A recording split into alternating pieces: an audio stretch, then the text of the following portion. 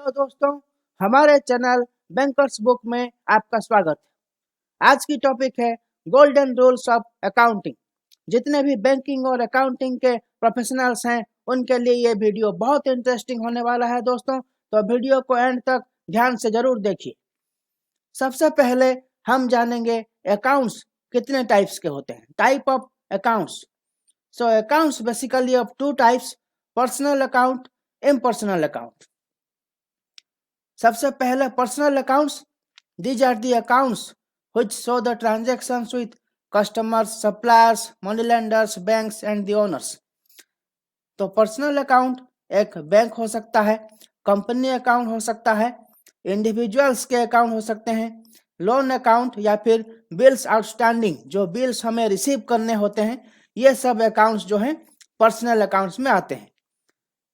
दूसरा जो अकाउंट है impersonal account, which is further subdivided into two types, real accounts and nominal accounts. तो real accounts में आपका प्लांट मशीनरी का अकाउंट हो सकता है, लैंड एंड बिल्डिंग का हो सकता है, cash, investments, bills receivable, trademarks, stocks in hand. तो बेसिकली जितने भी एसेट होते हैं ये सारे एसेट्स रियल अकाउंट में आते हैं। Next nominal accounts. Nominal accounts में आपके इंटरेस्ट हो सकता है, सैलरी हो सकती है, rent, commission, insurance, wages, discounts.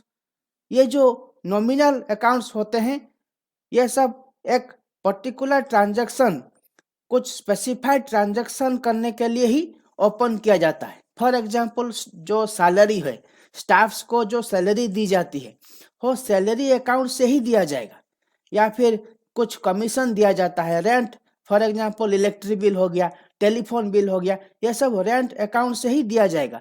तो एक पर्टिकुलर ट्रांजैक्शन को स्पेसिफाइड करने के लिए ही नॉमिनल अकाउंट्स को क्रिएट किया जाता है। तो आपने अब तक अकाउंट्स के बारे में जान लिया, अब हम आपको रूल्स के बारे में बताएंगे। तो सबसे पहले आता है रूल्स फॉर पर्सनल अकाउंट। तो पर्सनल अकाउंट का रूल क्या कहता है? Debit the receiver and credit the giver. अब इसको एक एग्जाम्पल से समझते हैं। For example, books worth ₹500 is sold to Alex. Alex ने 500 रुपए देकर कुछ किताबें खरीदी। अब यहाँ पे रिसीवर कौन है? बुक किसने खरीदा? एलेक्स ने बुक्स खरीदा। तो Alex is the receiver of the books.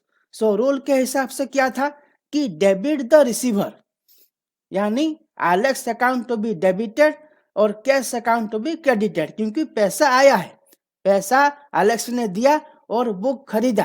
Alex is the receiver, so Alex to be debited, cash account to be credited. Accounting में सब कुछ अकाउंट से होता है। तो क्लियर?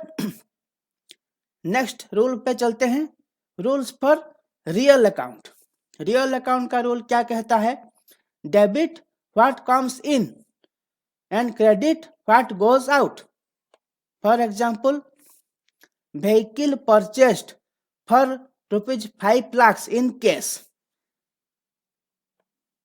एक गाड़ी खरीदी गई 5 लाख में, पैसा दिया गया, पैसा चला गया और व्हीकल हमारे पास आया।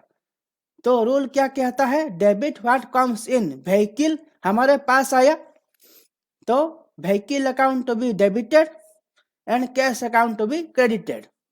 ओके, तीसरे रूल पे चलते हैं, रूल्स फॉर नॉमिनल अकाउंट।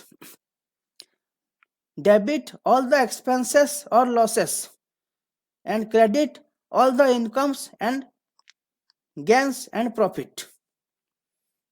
तो फॉर एग्जांपल यहाँ पे paid ₹2000 as commission to the agent. Commission जो हेड था, कमीशन उसमें से एजेंट को दिया गया। तो कमीशन एक एक्सपेंस है, बिजनेस एक्सपेंस। तो डेबिट ऑल एक्सपेंस रूल के हिसाब से, तो commission account to be debited and bank account will be credited. यहाँ पे मैंने एक समराइज किया हुआ है अच्छी तरह से समझने के लिए। तो पर्सनल अकाउंट देखिए, debit the receiver, credit the giver. Real account, debit what comes in, credit what goes out.